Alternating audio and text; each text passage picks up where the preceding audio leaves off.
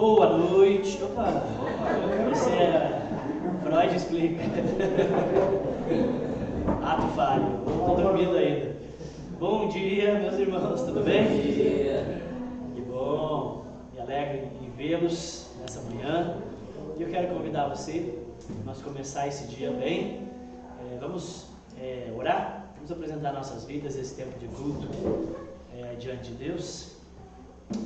Senhor nosso Deus, nós queremos pedir a Ti que estenda a Sua mão e abençoe, Deus, esse local, abençoe cada pessoa que está aqui, os irmãos que ainda podem, Deus, se deslocar para esse local de culto.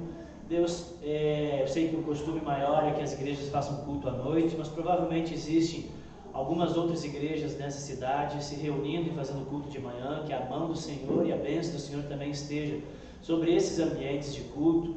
Deus, abençoe, Senhor, cada pessoa. O Senhor conhece, Deus, os pensamentos, o Senhor conhece as inquietações, o Senhor conhece as necessidades, os clamores de cada um.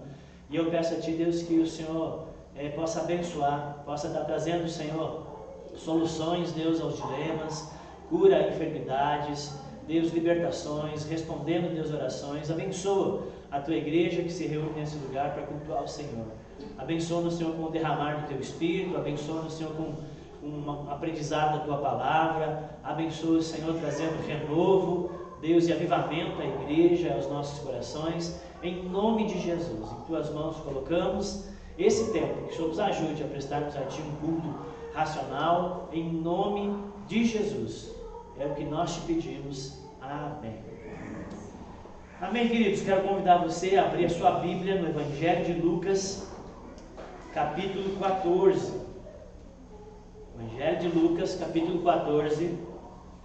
Vamos ler o versículo 1 e depois do 7 ao 14. Evangelho de Lucas, capítulo 14, versículo 1.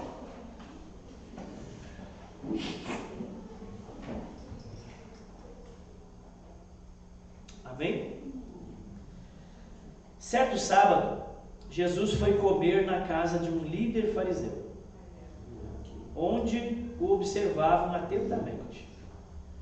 Quando Jesus observou, versículo 7, quando Jesus observou que os convidados para o jantar procuravam ocupar os lugares de honra à mesa, deu-lhes este conselho: quando você for convidado para um banquete de casamento, não ocupe o lugar de honra. E se chegar algum convidado mais importante que você, o anfitrião virá e dirá: dê o seu lugar a esta pessoa, e você, envergonhado, terá que sentar-se no último lugar da mesa. Em vez disso, ocupe o lugar menos importante à mesa. Assim, quando o anfitrião vir, dirá: amigo, demos um lugar melhor para você. Então você será honrado diante de todos os convidados. Pois os que se exaltam serão humilhados, e os que se humilham serão exaltados. Então Jesus se voltou para o anfitrião e disse: quando oferecer um banquete ou jantar, não convide amigos, irmãos, parentes e vizinhos ricos. Eles poderão retribuir o convite, e esse será sua única recompensa. Em vez disso, convide os pobres, os aleijados, os mancos e os cegos. Assim, na ressurreição dos justos, você será recompensado por ter convidado aqueles que não podiam lhe retribuir. Amém? Reflita nessas palavras. E eu convido você, nessa manhã, a louvarmos juntos ao Senhor com cânticos. Quero convidar você a ficar de pé para nós adorarmos ao Senhor. Amém? Não deu jeito?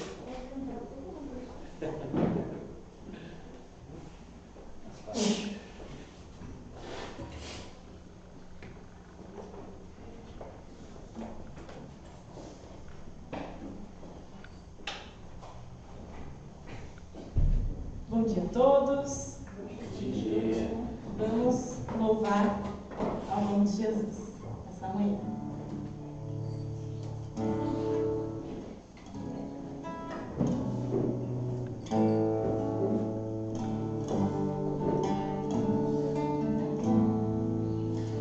A começar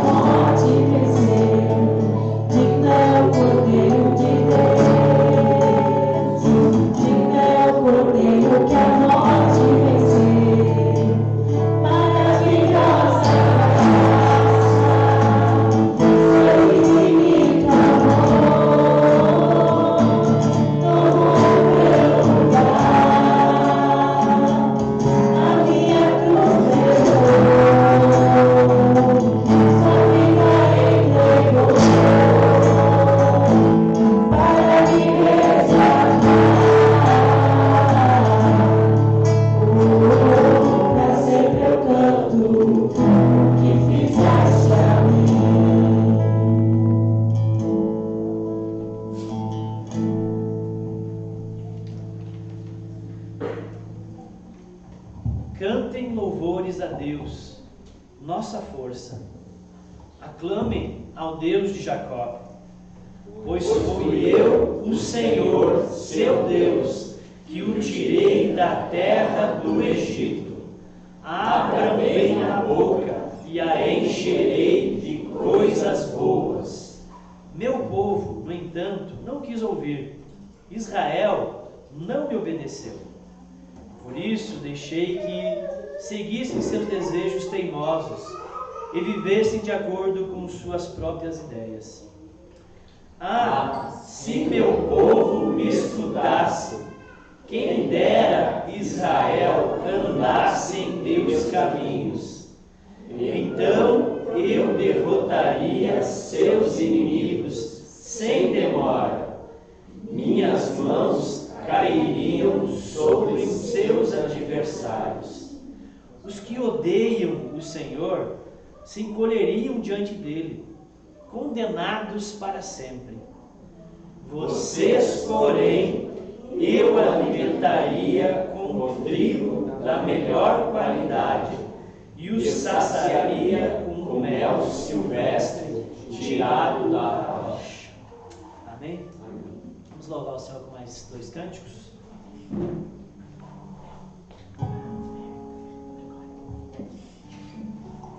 Então, nesse momento, eu vou pedir para quem sentir no seu coração de ofertar, trazer aqui na frente.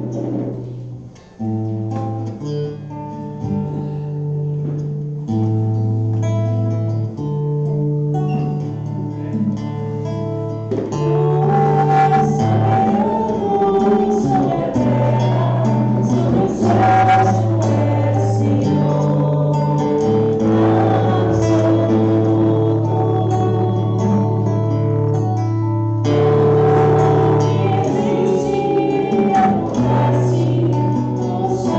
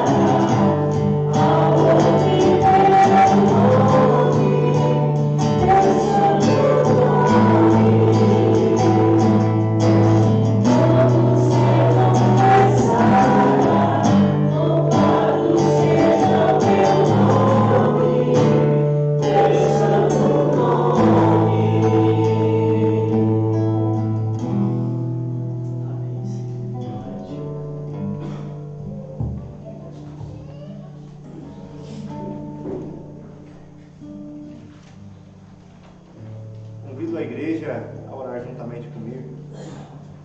Senhor de todo poder e glória, autor de todo bem, derrama o poder do teu Espírito sobre o teu povo, até que nos humilhemos, procuremos a tua face e nos afastemos de caminhos perversos. Reaviva a tua igreja e cura a nossa terra. Nós oramos em nome de Jesus. Amém.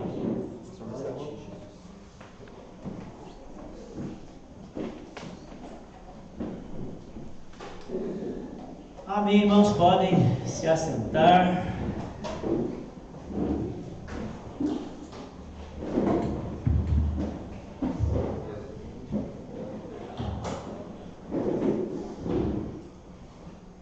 Quero convidar você aí no seu lugar ainda a fechar os seus olhos. Vamos ter mais um momentinho de oração. Esse é um momento bem importante do culto. Tudo que nós fazemos aqui é culto. Desde o momento que você sai da sua casa, entrando aqui, todos os ministérios, atividades, tudo é culto. Mas tem uma parte no culto que ela é central, que é a pregação da palavra. E eu quero orar com você para que aquilo que Deus tem para nos ensinar, para nos exortar, admoestar, que de fato nada venha a nos roubar. Amém? Que o Senhor possa te dar graça a todos nós para sermos iluminados e aprendermos da sua palavra.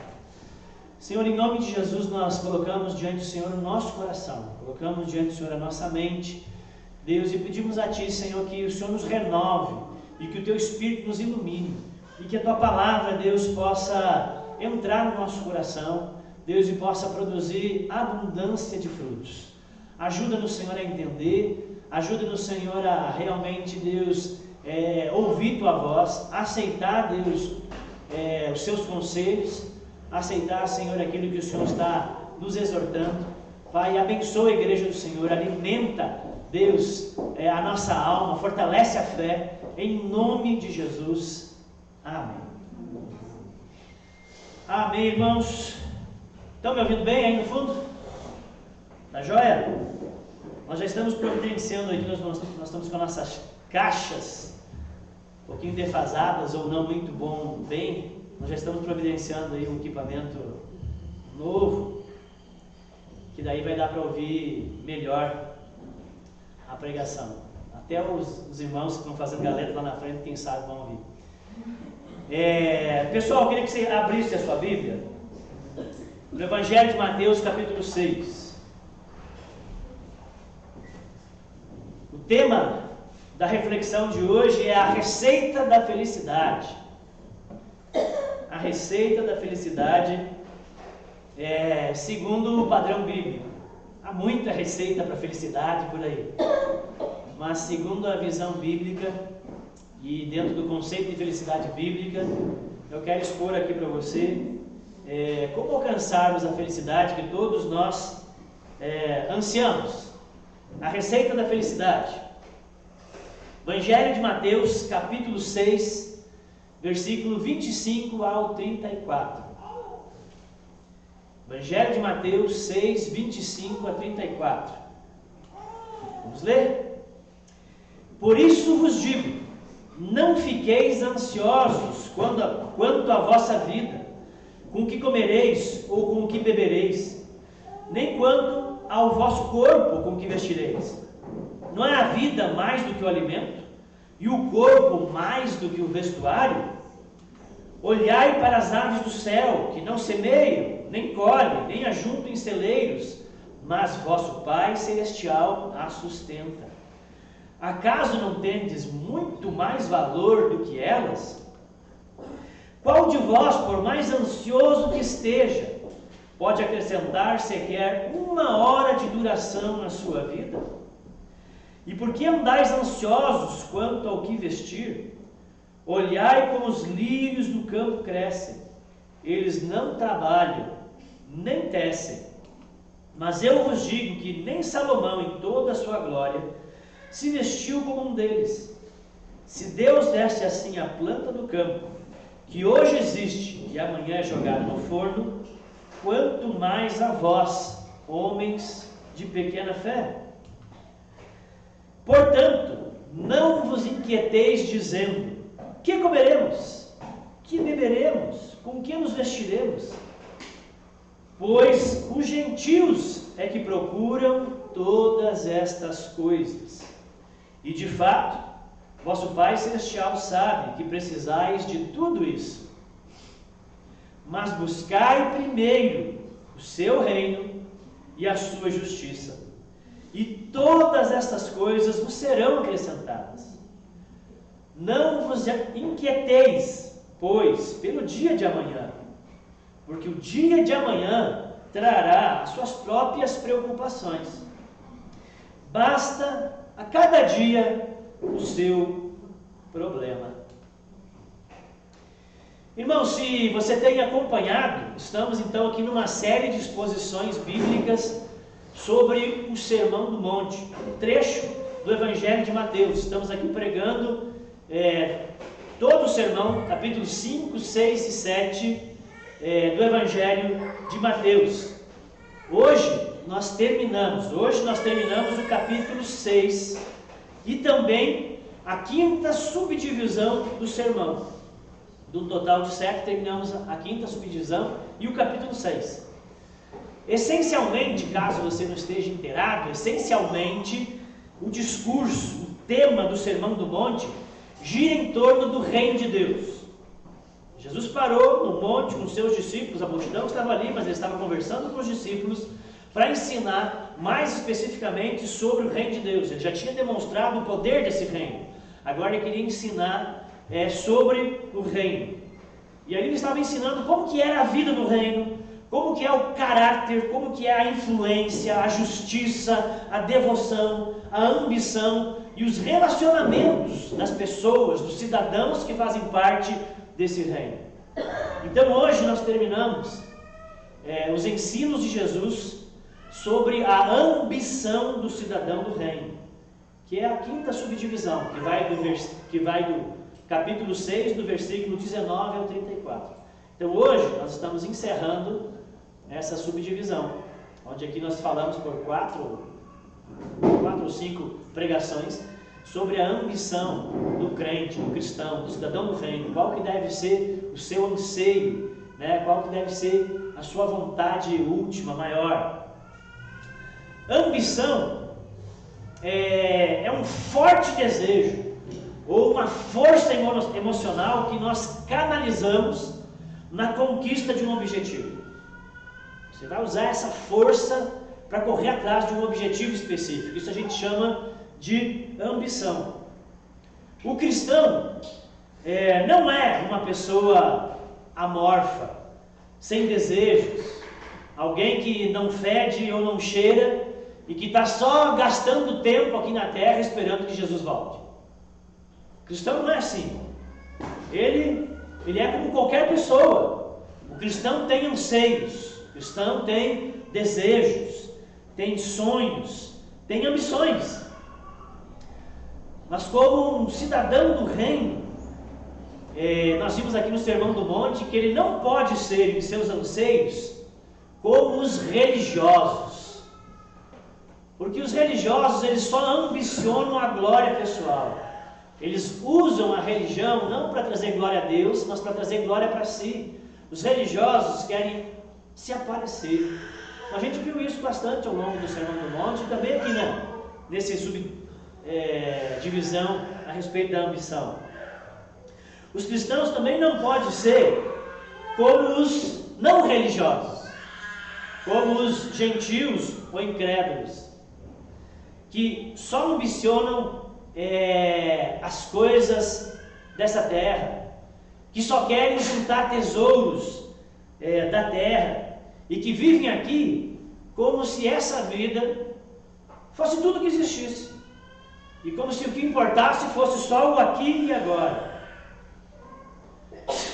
Os cristãos, discípulos de Jesus, os cidadãos dos céus, eles ambicionam primeiramente e acima de tudo aquilo que os filósofos gregos chamavam de o supremo bem, que para nós cristãos é a glória de Deus e do seu reino. em primeiro lugar e acima de tudo, se você é um cristão, ama Jesus e segue a Ele, a glória de Deus e o seu reino precisa vir em primeiro lugar na sua vida. E não é que você não tenha ambições e desejos, mas todos os outros desejos e ambições na vida do cristão, eles são importantes. Nós não recriminamos, mas eles precisam ser desejos e ambições secundárias. Os desejos, os nossos, muitos desejos ficam sujeitos à ambição primeira, à ambição maior, que é, enquanto vivemos nessa terra, trazer glória ao nome de Deus e buscar o seu reino. E até mesmo a felicidade, que é uma ambição e é um desejo, ela precisa se sujeitar a essa ambição maior, a esse bem supremo que é o nosso relacionamento com o Senhor Jesus, é a glória de Deus e o seu reino. O tema da pregação de hoje, que eu dei aqui, é então a receita da felicidade. A busca, quem aqui gostaria de ser feliz? Também Constantino, pode ser sincero, lá do fundo do coração, independente de certo ou errado, o que vai ser pregado, você busca ser feliz? Se você buscar tristeza, você é doente. Né? Todo mundo quer a felicidade, todo mundo quer ser feliz. A busca da felicidade talvez seja a maior ambição humana hoje. Independente de cor, credo, situação econômica, etnia, esse é o sentido de viver da maioria das pessoas. É a razão de tudo o que elas fazem e querem. Como diz o funk, né? Eu só quero... Não vou cantar, que vai ser terrível. Eu só quero ser feliz. Como é que é o resto? Andar tranquilo. Vocês sabem, andar tranquilo. Eu só quero ser feliz. É o funk. As canções populares cantam anseios do povo. Então, é uma verdade. A busca da felicidade é a maior das ambições humanas. A vida pelo prazer, a vida que busca a felicidade o tempo todo, é a mola que move as pessoas. É tão importante, tão marcante essa razão de viver nas pessoas, que até a ética na vida das pessoas é marcada pela busca da felicidade. É a felicidade, hoje em dia, que determina se algo é certo ou se algo é errado. Se me faz feliz, é certo. Se não me faz feliz, é errado. A ética é baseada, inclusive, nessa busca. E que as pessoas dizem assim, olha, faz aquilo que te faz feliz, e o que não te faz feliz, não faz, evita, salta fora, abandona. Na nossa cultura, a felicidade e não Deus é o bem supremo. Afinal, irmãos, a vida é uma só, certo? Então, se a vida é uma só, vamos ser felizes. Assim pensa uma sociedade sem Deus, perdida e cada vez mais caótica e mais distante do bem supremo que elas elegeram e que elas buscam. Estranhamente, em nossa sociedade, quanto mais se corre atrás da felicidade, mais infeliz parece que as pessoas ficam. Quanto mais conquistas, progresso e avanço, maior vai ficando o sentimento de vazio interior. Como questionou Tocqueville, se é assim que se pronuncia, um filósofo francês do século XIX, ele questionou esse paradoxo. E ele perguntou, olha, por que, mesmo na abundância, mesmo na prosperidade, mesmo no progresso, e mesmo diante dos grandes avanços tecnológicos, há uma estranha melancolia que assombra as pessoas? Entenda melancolia como uma tristeza vaga, permanente e profunda. Um estado de apatia, um sentimento de incompletude, desconfortante, que está dentro das pessoas. Mesmo que elas alcancem sucessos, mesmo que elas alcancem certo grau de felicidade, riqueza e prosperidade, mesmo assim parece que lá dentro delas, no interior, permanece esse sentimento de desconforto, de incompletude, de que ainda não é o suficiente, ainda não chegamos lá. Eu lembro de uma paciente minha, ela tinha mais ou menos uns 50 anos, mulher rica, bem casada, com os filhos bem encaminhados, tudo bem, próspera, tudo certinho na vida, sonho de consumo de muitos. E eu não sou psicólogo, mas de vez em quando rola. E ela abriu o jogo lá durante o atendimento, ela dizia, olha, e ela me disse isso, nós somos prósperos, a vida é muito boa, viajamos, temos tudo o que queremos, os filhos estão encaminhados, tenho netos, todo mundo está saudável, está maravilhoso. Mas eu tenho um sentimento de que não sei, não é isso, tem alguma coisa faltando, tem alguma coisa que me incomoda dentro de mim. É isso, gente. É a melancolia. Você reconhece esse sentimento? Você reconhece esse desconforto? A pergunta é, por que, apesar de todo o avanço, progresso, tecnologia, sucesso, coisas que você alcança, por que essa melancolia permanece? Esse sentimento de desconforto. Santo Agostinho pegou bem esse ponto quando disse em suas confissões: fizeste-nos para ti, e inquieto, desconfortável está o nosso coração, enquanto ele não repousa em ti. Essa inquietação, esse desconforto, só cessa quando nossa alma verdadeiramente encontra Deus, ou faz de Deus o bem supremo da sua vida. A melancolia permanece porque as felicidades incompletas que esse mundo tem a nos oferecer não satisfarão o coração do homem em sua fome do infinito. Nunca, nada, nenhuma conquista, nenhum progresso, nenhuma promoção, nem passar no concurso que você queria, nem a viagem dos sonhos, nem um filho, 2 filhos, 3 filhos.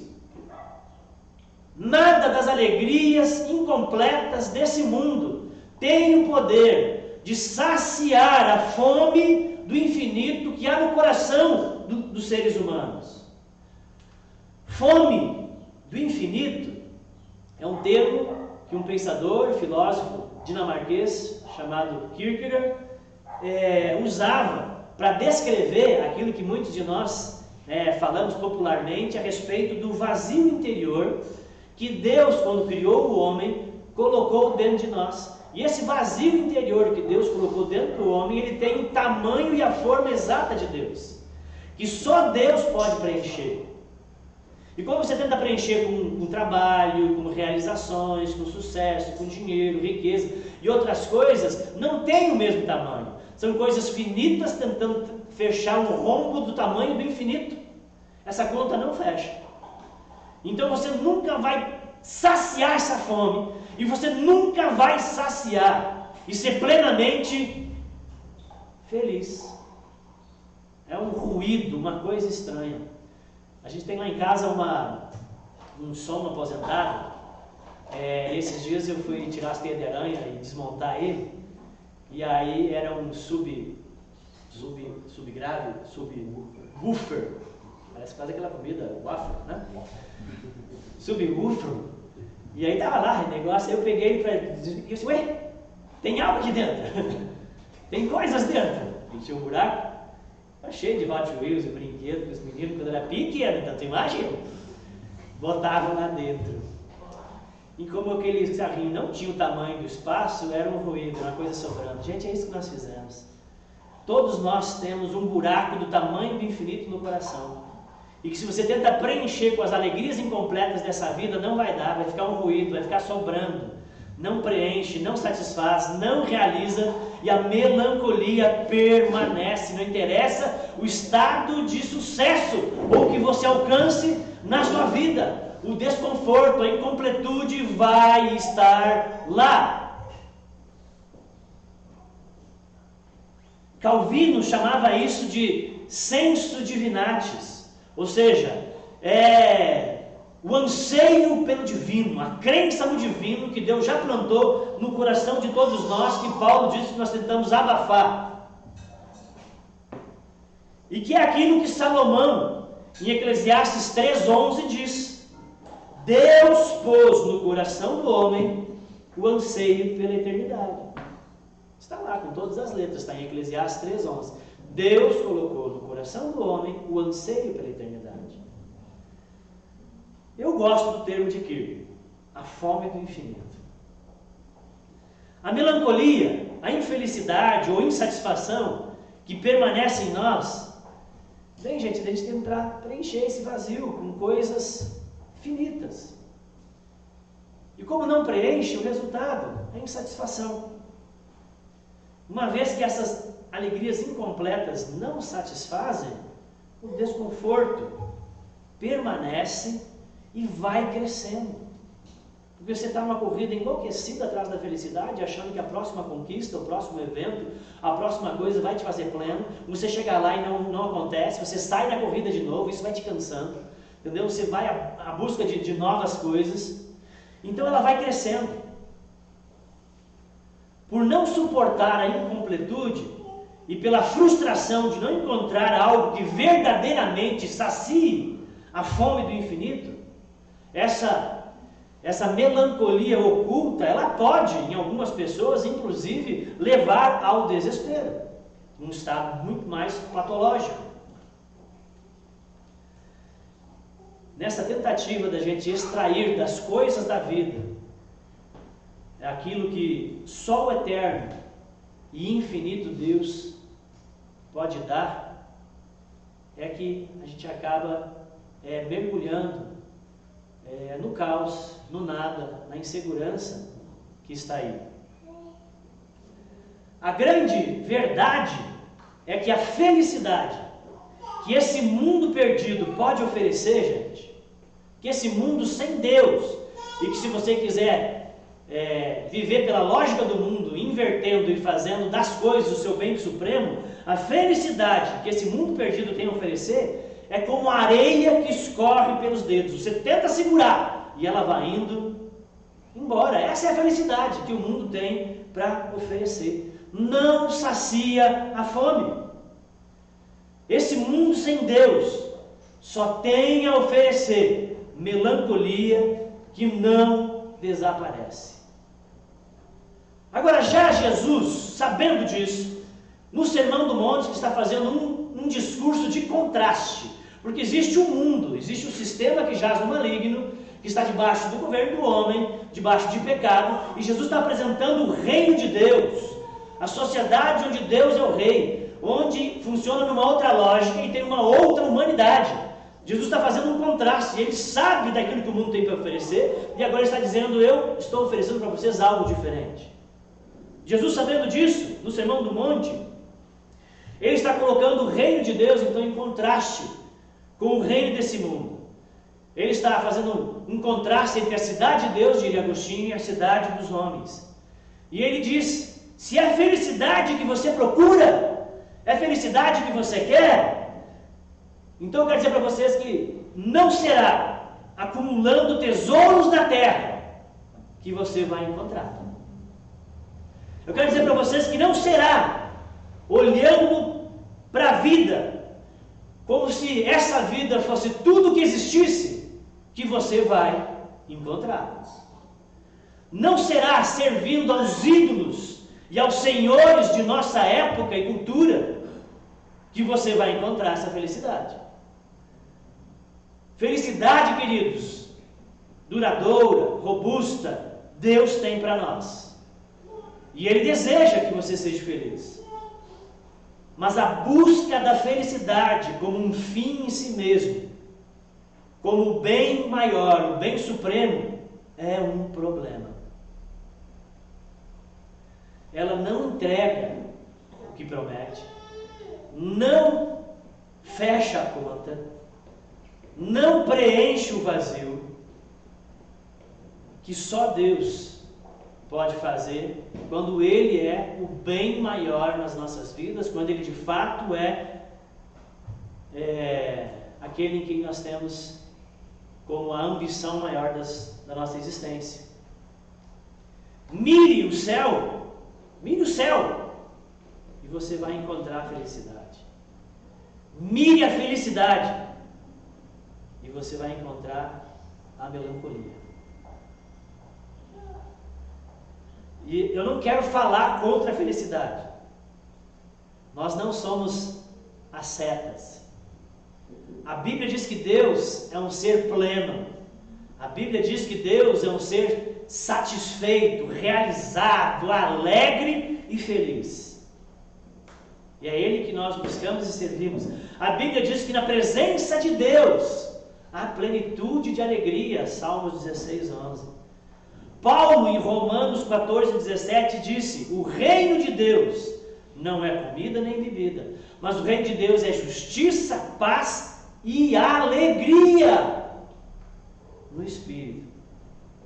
Irmãos, o reino de Deus que Jesus está apresentando tem como marca, tem como uma característica que é marcante a alegria, a felicidade, o contentamento. Podemos dizer que é um reino de felicidade verdadeira e de alegrias que duram. Só que nesse reino, nós não corremos atrás da felicidade. Ela corre atrás de nós. Amém? Amém. No reino de Deus, a felicidade, ela é derivada. No reino de Deus, a felicidade, ela é consequência de nós ambicionarmos viver para o verdadeiro Senhor, de nós ambicionarmos acumular tesouros no céu, de nós ambicionarmos buscar em primeiro lugar o seu reino e a sua justiça. Quando assim fazemos, ela é consequência, ela é acrescentada, ela é derivada. Pois só assim a fome do infinito será saciada verdadeiramente. Só assim a melancolia desaparece por completo. Onde estiver o seu tesouro, ali estará o seu coração. Onde estiver o seu tesouro, ali está a sua devoção. Ali está a razão por que você vive. Ali está o seu foco maior. Se você insistir em viver para si mesmo, focado só nessa vida e preocupado só com os tesouros deste mundo, priorizando trabalho, prazeres, riqueza, reputação e bem-estar, você não encontrará a felicidade plena, nem o sentido pleno de viver. Como Salomão disse, você vai estar sempre correndo atrás do vento. Eclesiastes 1,14. Ou como a Fabíola falou aqui na pregação passada, você vai acabar comendo capim. Você quer saber então qual que é a receita bíblica da felicidade e do bem viver? Então agora, já que eu dei esse tema, eu preciso entregar para vocês essa receita maravilhosa, né? Facinha, vou dar para vocês aqui. A receita da felicidade bíblica está lá. É o versículo central desse subdivisão do Sermão do Monte que fala da ambição. Mateus 6,33, que muitos cristãos sabem de cor e precisa saber. Mais do que saber de cor, precisa viver. Né? Mateus 6,33 é a receita da felicidade. Quer ser feliz? Na perspectiva bíblica, a felicidade verdadeira? Então, em primeiro lugar, busque o reino de Deus e a sua justiça. E o que acontece quando, em primeiro lugar, quando você o prioriza, quando você ambiciona, quando é a sua maior ambição, quando é o seu bem maior, o reino de Deus e a sua justiça, o que Mateus diz que acontece?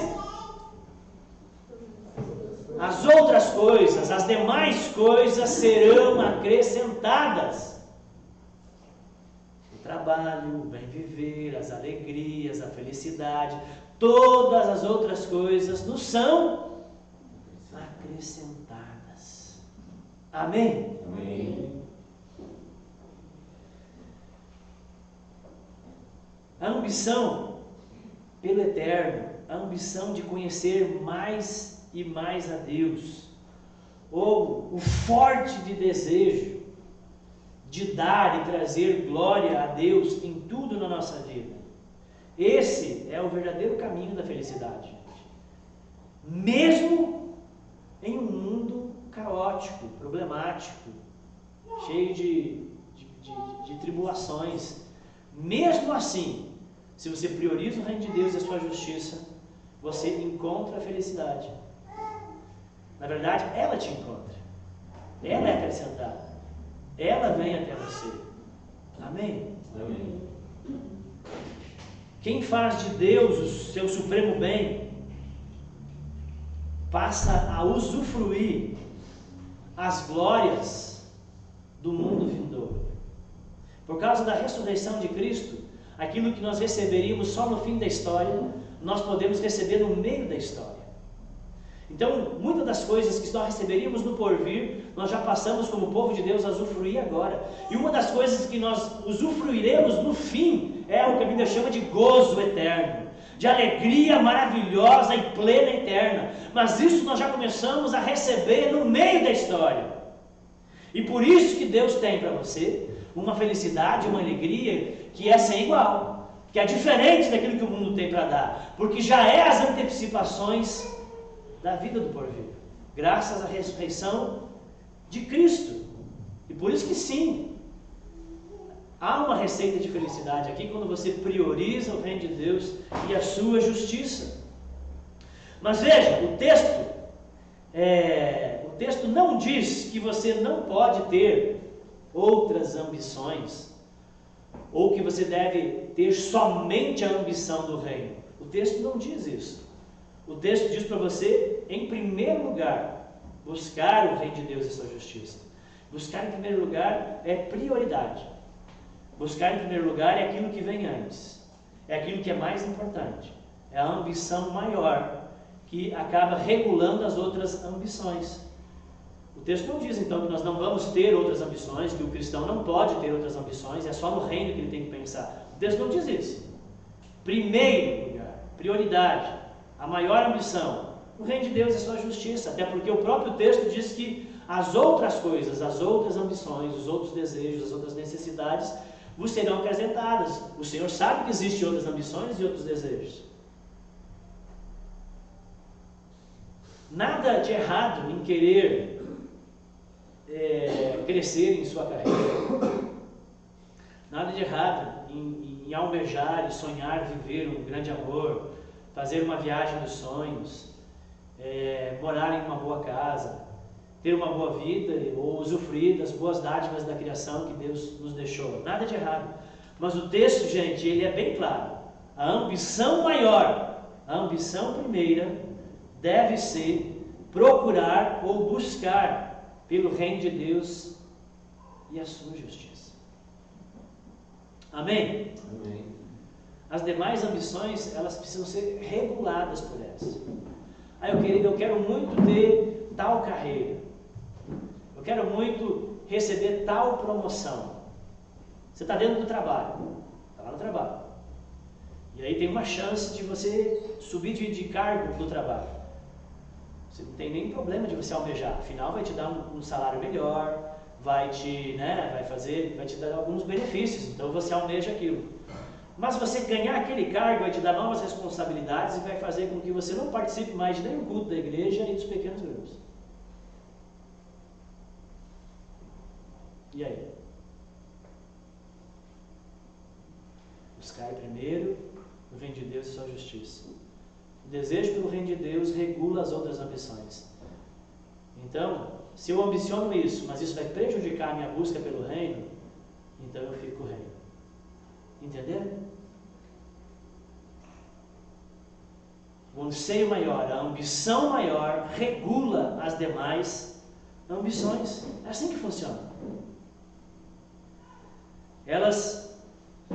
Porque eu vou descansar na promessa que as demais coisas me serão acrescentadas à medida que o meu bem maior na vida é o meu relacionamento com o Senhor Jesus Cristo, a fidelidade aos seus mandamentos, a fidelidade à sua palavra, a busca pelo reino. É o nosso incansável desejo de alegrar a Deus com toda a nossa vida que vai trazer essa felicidade plena, gente. E que essa melancolia, esse desconforto vai sumir. É assim. Preciso esclarecer um ponto aqui. A gente vai ficar bastante focado nesse Mateus 6,33, ok? Jesus aqui fez uma diferença. Ele não diz que é a mesma coisa. Ele diz: busque em primeiro lugar o reino de Deus e a sua justiça. Parece que aqui há uma diferença entre o reino de Deus e a justiça. Não são a mesma coisa. A maioria dos teólogos e estudiosos concordam com isso, que não é bem a mesma coisa. O reino de Deus e a sua justiça.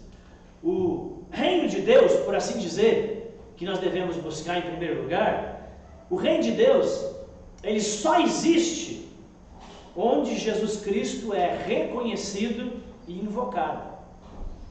Onde Jesus realmente é reconhecido e invocado, ali há reino de Deus. Na igreja, na família, talvez num ambiente de trabalho, que é um ambiente de trabalho que tem vários cristãos e que tem atividades onde Jesus é reconhecido e talvez até tenha orações e culto. Então o reino de Deus está ali. É um ambiente onde de fato Jesus é conscientemente reconhecido e invocado. Ali está o reino de Deus. Então buscar o reino aqui, nesse sentido, é o seu compromisso com a igreja, porque é um local onde Jesus está e ele é reconhecido e é buscado.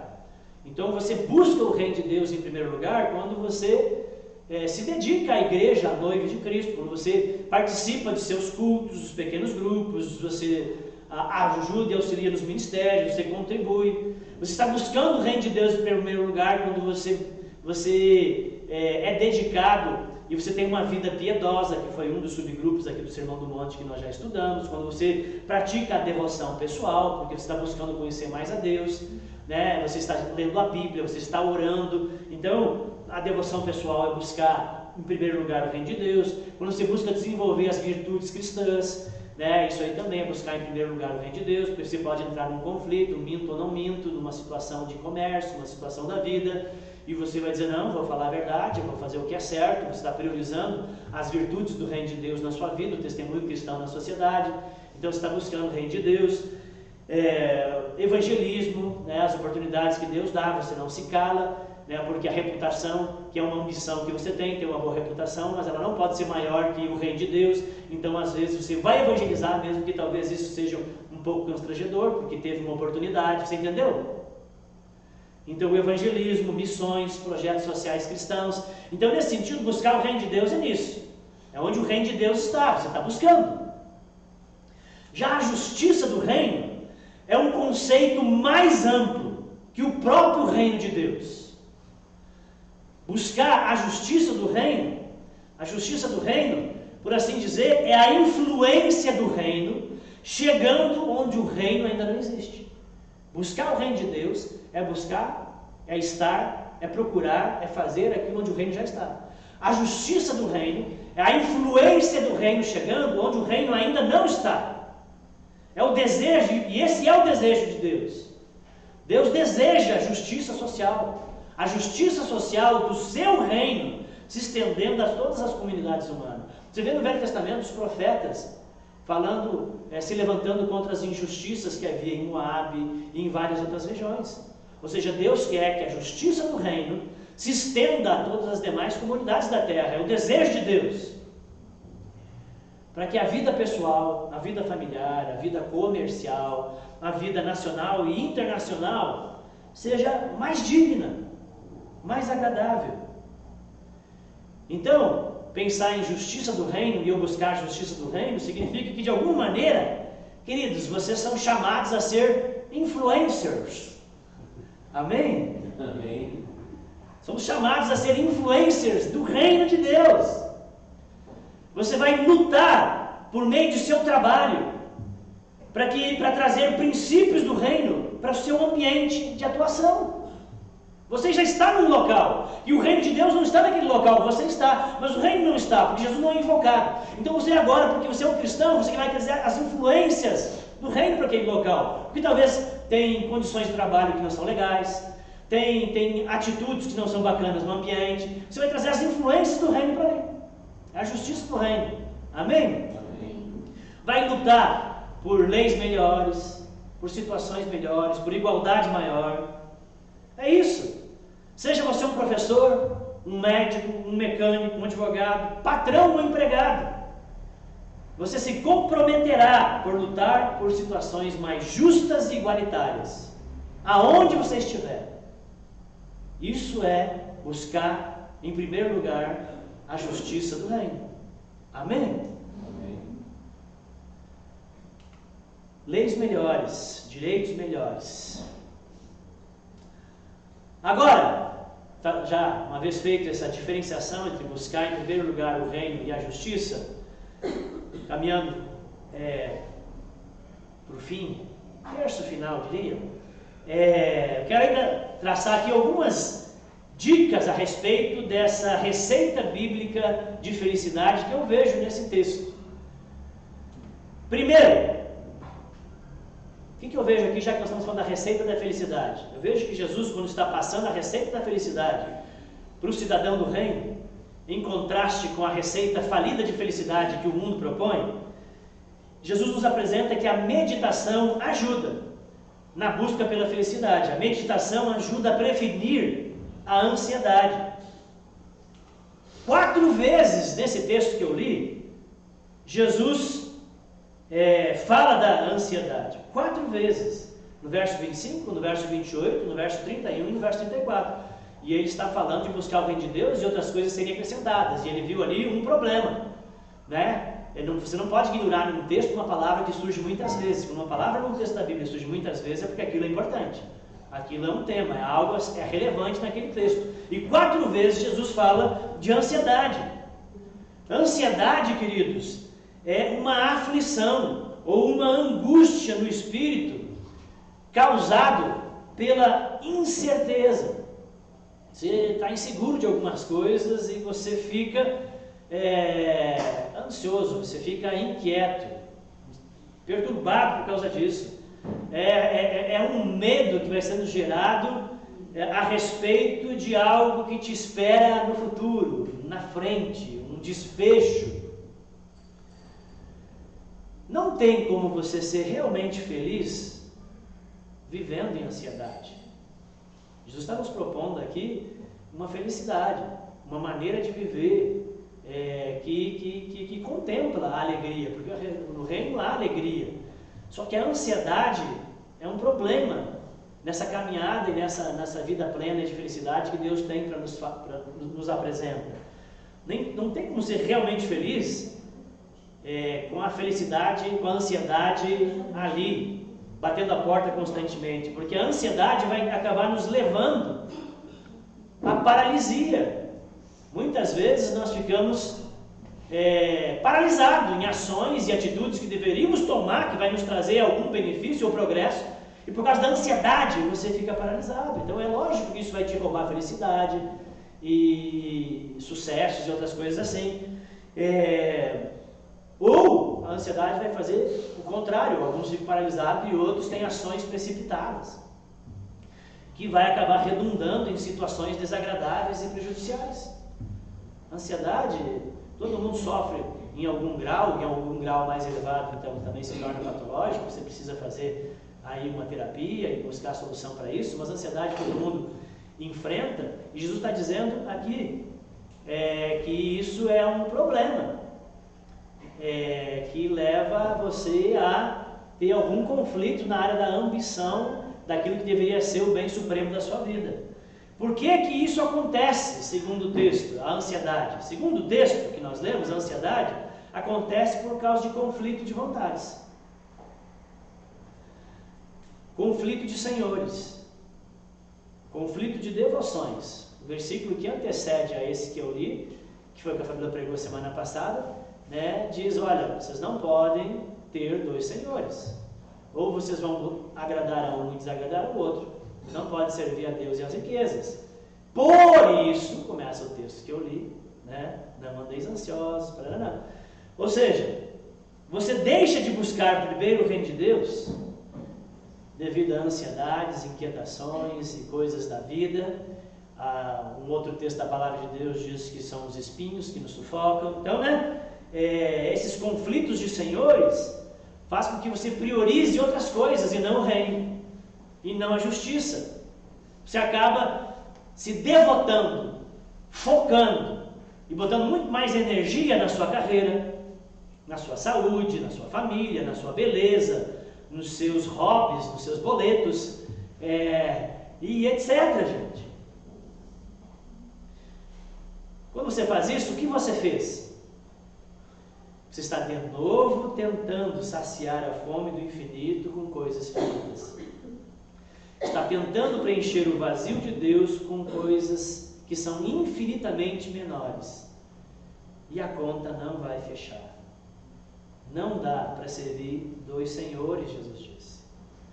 Se você se devotar aos senhores dessa terra, você vai sofrer de ansiedade.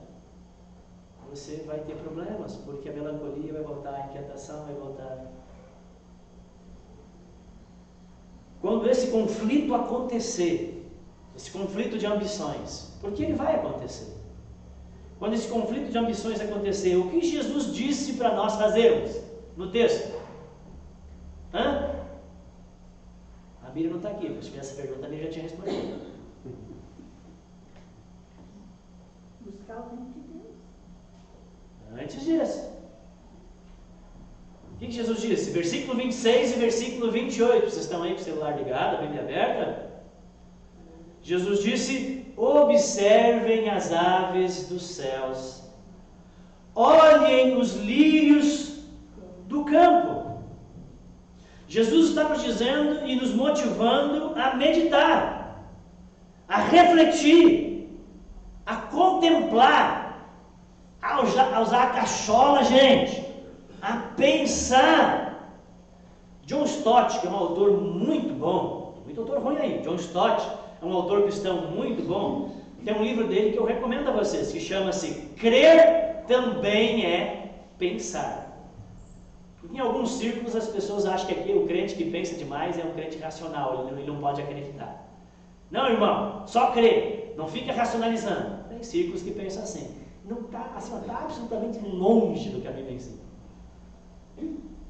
Crer também é pensar. Recomendo vocês. O que Jesus está dizendo? Olhem para as aves. As aves não semeiam. Isso nós fazemos. As aves não juntam em celeiros para ter depois, para valorizar. Elas não fazem provisão. Mas vosso Pai, não o Pai das aves, vosso Pai Celeste as sustenta, as mantém vivas. Ele está atento a elas.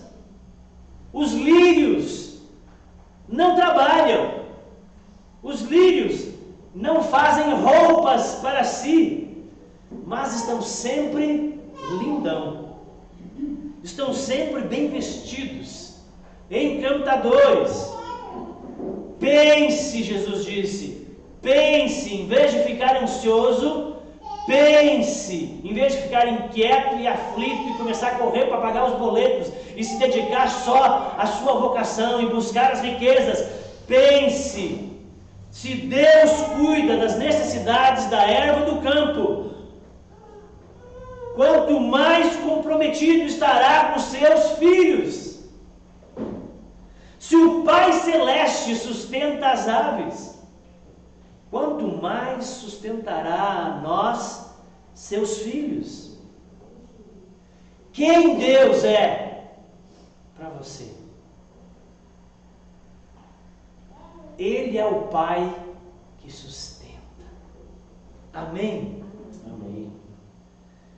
Jesus está nos fazendo pensar, a nos lembrar do Pai nosso. Amém? O Pai que sustenta. Mas só quando tudo vai bem, Ele é o Pai que sustenta? Não. Ele sustenta o tempo todo. Deus é bom o tempo todo. Fale para você mesmo. Deus cuida de mim. Amém? Amém. Eu sou coach. Eu sou, quando você levantar de manhã, esse é o verdadeiro momento coach, pode fazer porque ele é bíblico. Eu levanto de manhã e olho no espelho e você diz, eu sou mais importante do que as aves e os lírios. Amém? Amém. Se Deus cuida deles, Deus cuida de mim. Amém? Amém. Não faça a besteira de ambicionar as coisas secundárias em detrimento daquilo que deveria ser a coisa mais importante da sua vida, que é o reino de Deus e a sua justiça. Crente, não seja otário. Busque o reino de Deus e a sua justiça, e as demais coisas vos serão acrescentadas. Não inverta.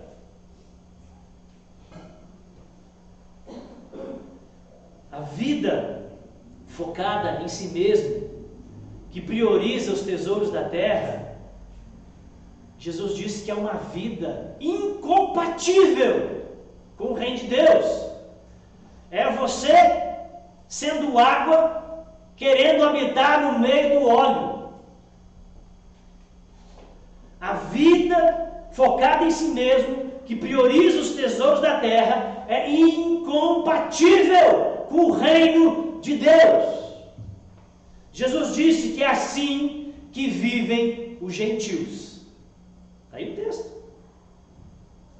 É assim que vivem aqueles que não são o povo de Deus, que estão fora da aliança. Eles que estão correndo atrás da comida, da bebida e das vestes. Eles é que estão preocupados com os tesouros da terra.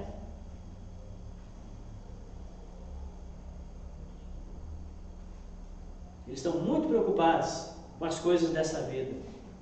E se assim você fizer, a ansiedade, a aflição, a inquietação, o desconforto, sempre fará parte da sua vida.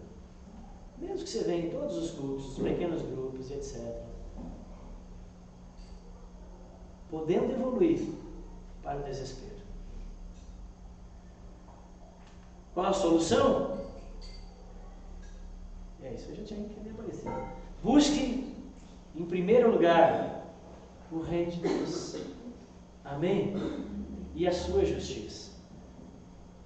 Pense. Haverá conflitos, mas pense. Em primeiro lugar o reino. Em primeiro lugar o reino. Se essa ambição aqui vai prejudicar a minha busca pelo reino, em suas muitas maneiras que isso pode ser traduzido, eu abro mão da minha ambição secundária e fico com a ambição do reino. Deus sabe do que eu preciso, Deus sabe que eu tenho outros desejos, mas Ele disse que Ele acrescentaria, e eu vou confiar nele. Amém? Amém. Agora vá você buscar secundários e abrir mão da primária, e talvez você nem encontre a secundária e nem a primária.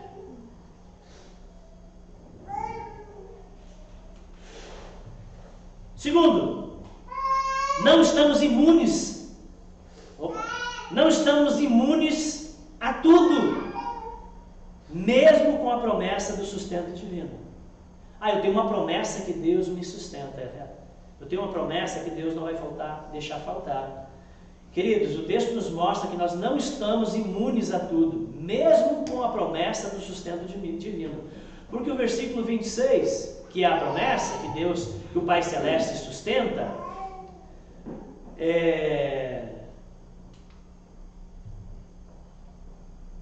três coisas nós vemos aqui no texto, que a promessa do sustento divino não nos deixa isentos. Três coisas. Primeiro, nós não estamos isentos ou imunes de lutar pela própria vida. Não é contradição. Nós não estamos imunes ou isentos de lutar pela própria vida. Não significa que o fato de termos uma promessa que Deus cuida de mim, que eu sou mais importante entre todas as coisas da criação, como um ser criado à glória, na imagem e semelhança de Deus, que eu sou filho de Deus, não significa que você não vai trabalhar. Os lírios, os pássaros não trabalham, não ajuntam em celeiro. Não significa que você não vai trabalhar, não significa que você não vai tecer, não significa que você não vai juntar em celeiros, porque já vimos que isso não é algo errado, já vimos em pregações passadas. Não significa que você vai ficar de braços cruzados esperando do nada um sustento. A Bíblia diz que do suor do trabalho você obterá sustento. Gênesis 3:19. Paulo, em 2 Tessalonicenses 3:10 diz: quem não quer trabalhar, também não coma. Provérbios 15:19 e vários outros provérbios mostram muito bem que Deus não tem nada a ver com preguiçosos. Deus vai sustentar e prover nas nossas vidas por meio do trabalho. Amém? Amém. Ele é o sustentador. Ele cuida de você. E Ele vai fazer isso por meio do trabalho. Ele vai, queridos, te dar saúde. Ele vai te dar força. Ele vai te dar clientes, novas portas, novas frentes. Ele vai te dar pacientes. Ele vai te dar uma máquina para consertar, uma grama para pintar, uma parede para pintar, um cílio para fazer, uma unha. Amém? Amém. Então, meu irmão, vai à luta, vai rachar uma lenha. Amém? Amém. Deus é contigo. Não é porque é uma promessa de sustento que você não está imune a ter que lutar pela vida. Mas não sabe que é na sua força, é Deus que me sustenta. Amém? Ele vai usar o trabalho para me sustentar. E Lutero tinha o costume de, quando ele agradecia o alimento, ele agradecia desde as fontes primárias. Ele dizia a Deus, ele não dizia: Deus, muito obrigado por esse feijão que está aqui. Não, ele dizia: Deus, muito obrigado pelo agricultor, muito obrigado por aquele que plantou, que é diferente daquele que arou, muito obrigado que também é diferente daquele que veio e colheu, daquele que juntou no caminhão, daquele que levou até o silo, daquele que embalou, daquele que industrializou, daquele que agora comercializou, e o Senhor me deu força, agora nós temos. Deus está sustentando você por uma cadeia enorme de trabalho. Amém? Amém. Segundo, você não está imune, isento, mesmo que você tenha uma promessa de sustento, você não está isento de ajudar o próximo com o sustento que tem recebido de Deus. Você não está isento de ajudar o próximo com o sustento que você tem recebido de Deus. Deus quer vestir, Deus quer alimentar todos, não só os filhos. Há muita gente mal vestida, há muita gente mal nutrida na terra. E nós, como povo de Deus, temos responsabilidades com a justiça do reino na terra. A principal causa, gente, da fome não é a falta de provisão divina. A principal causa da fome é a injustiça na distribuição por parte dos homens. Então use o que Deus deu para você, para socorrer os necessitados, para abençoar o próximo. para ajudar as pessoas. Amém? Amém. Nós não estamos imunes ou isentos, mesmo com a promessa de sustento divino, nós não estamos isentos de dificuldades. Embora Deus vista a erva do campo, o texto diz que Ele não impede que ela seja jogada no forno, que ela não impede de ser pisada pelos homens. Embora Ele alimente os pardais, não impede que eles sejam abatidos. Por isso que o texto termina no versículo 34 dizendo: não fiqueis inquietos com amanhã, basta a cada dia os seus problemas, as suas dificuldades. O reino de Deus é alegria, mas não sem dificuldades, porque esse reino está crescendo dentro de um mundo que é caído. Amém? É alegria e felicidade, apesar das tribulações. Ou alegria e felicidade mesmo diante das tribulações. Como Paulo bem disse lá em 1 Coríntios: entristecidos, mas sempre alegres. Esse é o poder da ressurreição agindo na vida daqueles que ambicionam, em primeiro lugar, o reino de Deus e a sua justiça. Essa capacidade de ser entristecido, mas sempre alegre, essa felicidade Deus dá àqueles que buscam em primeiro lugar o reino de Deus e a sua justiça. Quem inverte, quem busca as ambições secundárias, não experimenta isso, não tem esse poder, não tem essa felicidade. Só tem aquilo que escorre entre os dedos, só tem aquilo que é melancolia. Não esqueça, na alegria ou na dor, você tem um grande Pai de amor que cuida e sustenta a sua vida. Mas nós não estamos isentos de ter que batalhar, trabalhar, de ajudar o próximo e mesmo de dificuldades. E terceiro e último, queridos, uma aplicação. Então, nós já estamos falando que a receita da felicidade é priorizar o reino e a sua justiça. Vamos pensar em algumas coisas práticas que a gente poderia enumerar aqui, mas a lista é muito grande. Você vai encontrar isso nas suas reflexões, no seu dia a dia, quando der os conflitos. Então, em que situações nós não buscamos o reino em primeiro lugar? Toda vez que houver um flagrante conflito de ambição e prevalecer a sua e não a de Deus, ali você deixou o reino de Deus em segundo plano e você priorizou o seu reino, a sua vontade, não a dele. Toda vez que as ambições secundárias ficarem à frente do reino de Deus e a sua justiça. Aqui nós temos situações que você não buscou o reino. Por exemplo, simples, né? Quando você resolve dormir mais ou ficar na cama em vez de levantar e orar, né? Você podia, levantar, ter um tempo de oração, oração, devoção, reino de Deus, piedade, mas ficou sendo mais importante o soninho. São conflitos, ambições, desejos. Eu queria dar uma dormidinha a mais, mas o dia vai ser corrido. Se eu não orar agora, eu vou no restante do dia que eu não vou ter um tempo de devoção. E você matou o tempo que você tinha, né?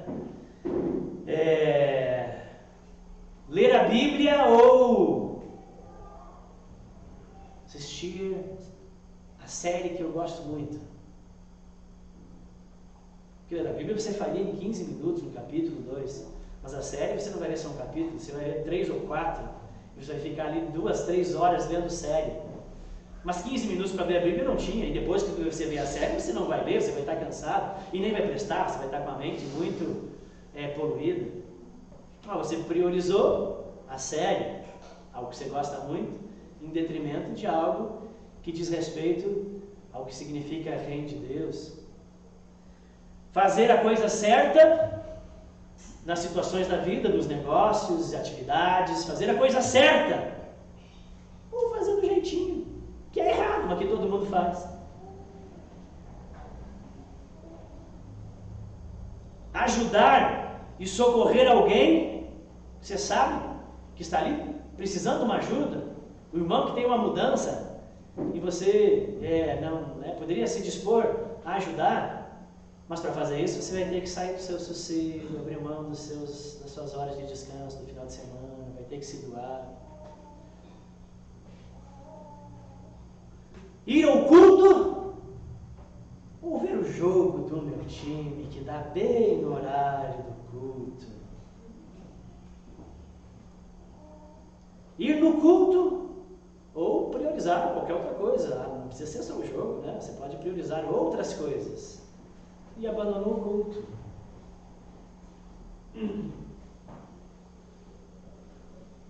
Ofertar no reino ou na vida de alguém, né? Caridade. Ou reter os recursos só para mim. Enfim, é só para alimentar a reflexão, e aí cabe a você o que eu falei aqui, algumas coisas, mas elas são diversas, é muito grande, você pode pensar. Né? Quando você está priorizando outras ambições, deixando de lado o reino e a sua justiça.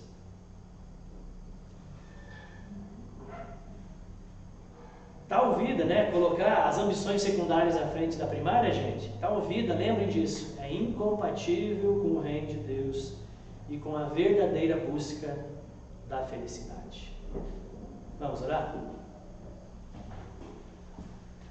Senhor nosso Deus, terminamos aqui esse subdivisão no Sermão do Monte que fala das nossas ambições, que fala, Deus, daquilo que deveria ser a nossa razão de levantar, de viver, de existir, que é o reino de Deus e a sua justiça. E por mais que nós venhamos a almejar felicidade, sucesso e conquistas em muitas outras áreas, e não está errado, Deus, nós deveremos sempre ter como a maior ambição, e regulando as outras, o teu reino e a tua justiça. Deus, e aí nós encontraremos a felicidade. Ajuda-nos, Senhor, a viver nessa perspectiva. Ajuda-nos, Senhor, a vencer os conflitos. Ajuda-nos, Senhor, a experimentar, Deus, as dádivas, o gozo, Deus, e as coisas do porvir, já nesta vida. Deus, vivendo para o seu reino e a sua justiça e experimentando as outras coisas serem acrescentadas. Deus, abençoa a tua igreja, para que sejamos crentes que tenham essa ambição. Deus, em nome de Jesus, Senhor, que a nossa ambição por Ti, ela seja enorme, grande e não pequena. Em nome de Jesus. Amém. Amém. Amém, queridos. Então nós já estamos caminhando aí para o fim do aviso. Agradecemos a todos os que vieram nessa manhã, a todos que nos visitam. Ficamos muito felizes com os irmãos. Lembramos que sempre o último domingo do mês a gente faz o culto de manhã, né? E convidamos você a estar conosco, a não trocar só porque é de manhã e você gosta da noite. Amém? É o reino de Deus, né? Então, esteja conosco, né? Hoje choveu, deu todos esses empecilhos, mas você veio. Glória a Deus pela sua vida, por você que está aqui, que entendeu isso, que valorizou isso. Os avisos nossos aí da semana, né, e do mês e o de sempre, aqui a gente precisa das contribuições e colaboração dos irmãos. Abençoe a comunidade. Já durante a semana aí nós vamos disparar para os irmãos a prestação de contas que a gente sempre faz, do trimestre e do semestre, das contribuições aqui na comunidade. Você vai receber no seu WhatsApp ou no canal do Face que é interno. Graças a Deus, a igreja está saudável financeiramente, porque você tem sido fiel, você tem entendido isso, que você possa permanecer, né, abençoando com as suas ofertas e contribuições, né, ou na igreja, ou através das contribuições bancárias. E lembrando que a gente procura ser uma igreja de fato missionária, atuando na cidade, na missão que Deus nos chamou para fazer nessa cidade, como uma igreja local, mas também interessado na missão de Deus no mundo. A gente colabora com famílias missionárias, né? Então a gente tem pessoas aqui que a gente apoia. Uma família está até aqui conosco no seu tempo aí de férias, que é a família do pastor Bernardo, né? Hoje eles não estão aqui porque eles ganharam uma viagemzinha aí dos parentes no final de semana e eles não podiam perder, já que eles já estão indo embora durante a semana de volta para os trabalhos lá na Espanha. Então tem várias famílias aqui que a gente apoia de fora e também aqui local. Então aqui está o exemplo de algumas delas, né? Está ali o Adrian, a Bianca e o Mateu, que a gente também são os missionários que a gente apoia aqui na cidade, né? A igreja abençoa o seminário, pagando o seminário do Adrian, que ele agora está se formando, né? Daqui um mês, vamos lá, com a Adri em São Paulo na formatura, terminou o final, agora a igreja daqui para frente, mais ali na frente vai abraçar o Adri não mais como estagiário, o estagiário agora está evoluindo, né? E também será aí, né, fazendo parte do pastorado da igreja. Então é a missão local. Mas também tem o pessoal de fora, né, que a gente apoia, as suas ofertas abençoam. A gente sempre tinha um costume, a gente vai voltar a dizer qual, né, olha, hoje essa oferta vai ser destinada à família tal, hoje essa oferta vai ser destinada, nós estamos aqui, as famílias que nós abençoamos na missão de Deus transcultural. Tá joia? Pessoal, terça-feira e sábado, que é o que nós temos os PGs, nessa semana, não vai ter, porque terça passada nós tivemos e ontem nós tivemos o PG, né? Os dois encontros foram maravilhosos, muito gostoso. Então essa semana não tem na terça e não tem no sábado o PG, eles acontecem quinzenalmente, só para lembrar aí que não tem, tá? Mas o Sub-18 acontece normalmente aqui, trabalho com os adolescentes e pré-adolescentes aqui na igreja no sábado, 18 horas, juntamente com a educação cristã, que é a preparação para batismo e ser recebido também como membros na comunidade, a educação cristã. No sábado, 18 horas. Não entendi. Então tá. Acho que era isso. Tem mais algum aviso aí? Acho que não. Domingo que vem o culto volta normal, o de ceia, e às 19h30. Amém, meus irmãos. Quero convidar o Adrian para vir aqui na frente fazer essa oração final de envio dos irmãos, né, que todos tenhamos uma boa semana abençoada por Deus. Obrigado, Senhor, por esse tempo que nós tivemos juntos, reunidos como comunidade, por ouvir a Tua palavra, né, e que de fato ao longo dessa semana a gente priorize o Teu reino, né, em primeiro lugar, e sabendo, na esperança de que as demais coisas serão acrescentadas. Abençoe a vida dos meus irmãos ao longo dessa semana que se inicia, que em tudo, nos seus trabalhos, nos seus estudos, naquilo que os meus irmãos forem fazer, que seja de fato para a sua glória e que o seu nome seja engrandecido. É a nossa oração esta manhã, em nome do Teu Filho amado Jesus. Amém. Amém, irmãos? Pega a mão para o alto, que o Senhor o abençoe e o proteja, que o Senhor olhe para você com favor e lhe mostre bondade, que o Senhor se agrade de você e lhe dê a paz. Um ótimo domingo, uma ótima semana, que Deus abençoe a todos. Amém? Um abraço aí do seu irmão e até o próximo domingo.